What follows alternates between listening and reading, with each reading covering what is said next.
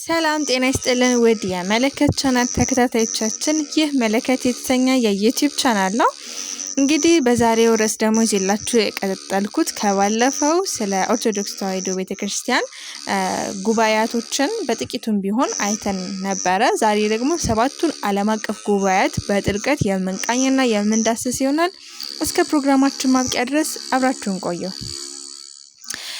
በክርስትና ታሪክ የነገረ መለኮት ዶግማና የቤተ ክርስቲያን አስተዳደር ሕጎች ፍጹም መልክ የያዙባቸው 7ቱ ዓለም አቀፍ ጉባኤያት በጥልቀት እንቃኛለን።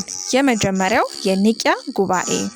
ይህ ጉባኤ በ325 ዓመተ ምህረት በአሁኗ አስኒክ ወይም ቱርክ በንጉስ ቆስጠንጢኖስ አዋጅ ተጠራ። 318 ቅዱሳን ሊቃውንት ተሳትፈውበታል። ዋናው መነሻ ምክንያት የአሌክሳንድሪያ የነበረው የአሪዮስ የተባለ ካህን ወልድ ኢየሱስ ክርስቶስ ፍጡር ነው፣ ከአብም ጋር እኩል ነው፣ መለኮት ያልነበረበት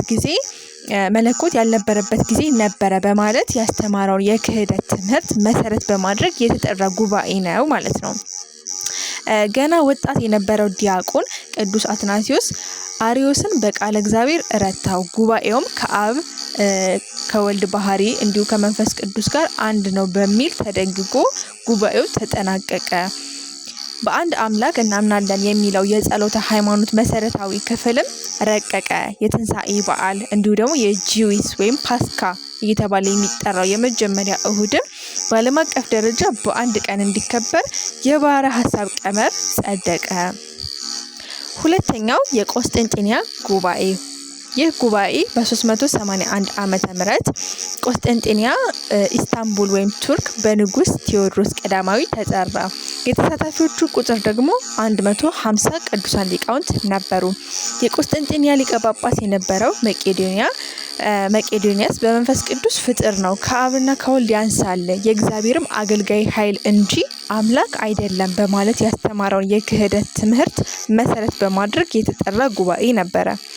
የነገረ መለኮት ክርክር ውሳኔውም ቅዱስ ጎርጎርዮስ ዘእንዚናዙና ቅዱስ ጎርጎርዮስ ዘኑሲስ መቄዶንያስን ሞገቱትኝ። መንፈስ ቅዱስም ከአብና ከወልድ ጋር እኩል የሆነ ስግደት ስብሐት የሚገባው ፍጹም አምላክ መሆኑ ተረጋገጠ። በኒቂያ የተጀመረው የጸሎተ ሃይማኖት ክፍል ላይም የመንፈስ ቅዱስን አምላክነት የቤተ ክርስቲያን ማንነትን የሚገልጽ ክፍል ተጨምሮ ጸሎቱ ተጠናቀቀ። ቆስጠንጢንያ ወይም አዲሲቷ ሮም በመሆኗ የክብር ደረጃዋ ከሮም ቀጥሎ ሁለተኛ እንዲሆን ተወሰነ። ሶስተኛ የኤፌሶን ጉባኤ። ይህ በ431 ዓመተ ምህረት ኤፌሶን ቱርክ በንጉስ ቴዎድሮስ ቀዳማዊ ተጠራ። የተሳታፊዎቹ ቁጥር 200 ቅዱሳን ሊቃውንት ናቸው። ዋናው መነሻ ምክንያት ሊቀ ጳጳስ የነበረው ንስጥሮስ ክርስቶስ ሁለት አካል ሁለት ባህሪ አለው፣ መለኮትና ትብስት ተለያይተው ነው የሚኖሩት፣ ማርያምም የሰው እናት እንጂ የአምላክ እናት አይደለችም ብሎ በማስተማሩ ነበረ። ውሳኔው ደግሞ የእስክንድሪያ ሊቀ ጳጳስ ቅዱስ ቄርሎስ ንስጥሮስን ተከራክሮ ረታው። መለኮትና ስጋ ያለመደባለቅ ያለመለያየት በአንድ አካል በአንድ ባህሪ መዋሃዳቸው ተረጋገጠ። ድንግል ማርያምም አምላክን በስጋ የወለደች መሆኗ ወላዲተ አምላክ መሆኗ በይፋ ታወጀ። አራተኛ የኬልቄዶንያ ጉባኤ። ይህ ጉባኤ በ451 ዓመተ ምህረት ቱርክ በንጉስ ማርኪያስ በእቴጌ ብልኬሪያ አዋጅ ተጠራ። ዋናው መነሻ ምክንያት አውጣኪ የተባለው መነኩሴ የክርስቶስ ሰብአዊ ባህሪ በመለኮት ተለውጧል፣ አሁን ያለው መለኮታዊ ባህሪ ብቻ ነው በማለት ያስተማረውን የሞኖፊዚስት ስህተት ለመመርመር የተጠራ ጉባኤ ነበረ። የነገረ መለኮት ክርክር ውሳኔውም ጉባኤው አውጣኪ ቢያወግዘውም እንኳን የሮም ጳጳስ የነበረው ሌላኛው ጳጳስ መሰረት በማድረግ የክርስቶስን ተዋህዶ በሁለት ባህሪ እንዲሆን ተከፈለ ማለት ነው። ይህ ውሳኔ ክርስቶስን ለሁለት ይከፍላል ያሉት የኢትዮጵያውያን አባቶች ውሳኔውን ሳይቀበሉ ቀሩና ክርስትና ለመጀመሪያ ጊዜ በሁለት ተከፈለ። ይህም ኦሪየንታልና ኢስተርን ኦርቶዶክስ እየተባለ የሚጠራው ማለት ነው። የኢትዮጵያ ኦርቶዶክስ ተዋሕዶ ቤተክርስቲያን ከኦሪየንታል ኦርቶዶክስ ጋር አንድ በመሆን ጉባኤው በዚህ መልኩ ተጠናቀቀ ማለት ነው። አምስተኛው ደግሞ ሁለተኛው የቆስጠንጢንያ ጉባኤ እየተባለ የሚጠራው በ553 ዓመተ ምህረት የነበረ ሲሆን ቦታውና ሰብሳቢው ቆስጠንጢንያ በንጉስ ዩስቲኒዮስ ቀዳማዊ ተጠራ። ዋናው መነሻ ምክንያት ከቄልቄዶንያ የነበረው ጉባኤ በኋላ በሁለት ባህሪና በአንድ ባህሪ ወገኖች መካከል የተነሳውን ታላቅ ውጥረት ወይም መከፋፈል ለማርገብ ነበረ።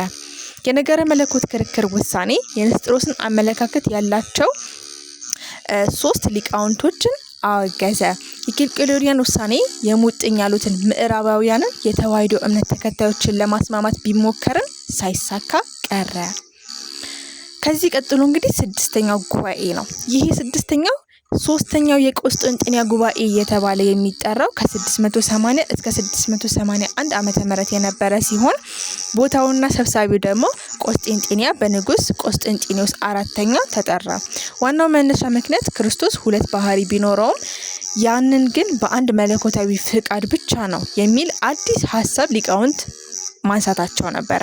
የነገረ መለኮት ክርክር ውሳኔው ደግሞ ጉባኤው ይህንን ሐሳብ ውድቅ በማድረግ 2 ባህሪ እንዳሉት መለኮታዊና ሰብአዊ የሆኑ 2 ፍቃዶች ወይም ደግሞ 2 ድርጊቶችን አሉት በማለት ደነገገ። 7ኛው ደግሞ የኒቂያ ጉባኤ፣ ሁለተኛው የኒቂያ ጉባኤ እየተባለ የሚጠራው ጉባኤ ነው። 7ኛው ጉባኤ ሲሆን ስሙ ደግሞ ሁለተኛው የኒቂያ ጉባኤ እየተባለ የሚጠራ ነበር ማለት ነው። እዚህ ጋር ደግሞ በ787 ዓመተ ምህረት የተደረገ ሲሆን ቦታውና ሰብሳቢው ኒቂያ በእቴጌ አይሪን አማካኝነት የተጠራ ነበረ። ይሄ ደግሞ ዋና መነሻ ምክንያቱ ለዚህ ጉባኤ በምስራቅ አብያተ ቤተክርስቲያን ውስጥ የቅዱሳን ስዕላቶች ወይም ደግሞ አይከኖች ጣዖት ስለሆኑ መቃጠልና መደምሰስ አለባቸው በማለት የተነሱ ታላላቅ ሊቃውንትን ለማውገዝ እንዲሁም ነገሩን ለማብረድ የተደረገ ጉባኤ ነበረ። ስዕላትንም የማጥፋት ከባድ ዘመቻ ላይ የነበረበት ጊዜ ነበረ። የነገረ መለኮት ክርክር ውሳኔም የቅዱሳን ዮሐንስ ዘደማስቆን አስተምሮ መሰረት በማድረግ ለቅዱሳን ስዕላት የሚሰጠው ክብር የፈጣሪ አይነት ወይም ደግሞ የአምልኮ ሳይሆን የማክበርና የናፍቆት የሰላምታ መሆኑን ተወሰነ። ስዕላትንም መሳልና ማክበር ተገቢ መሆኑ ጸደቀ። እንግዲህ ለዛሬ ይዤላችሁ የቀረብኩት 7ቱን ዋና የኦርቶዶክስ ተዋሕዶ ቤተክርስቲያን እንደ መሰረት አድርገው የሚጠቀሙባቸው ጉባኤያቶችን ነበረ። በቀጣይ በሌላ ርዕስ እስከምንገናኝ ድረስ ቸር ሰንብቱ።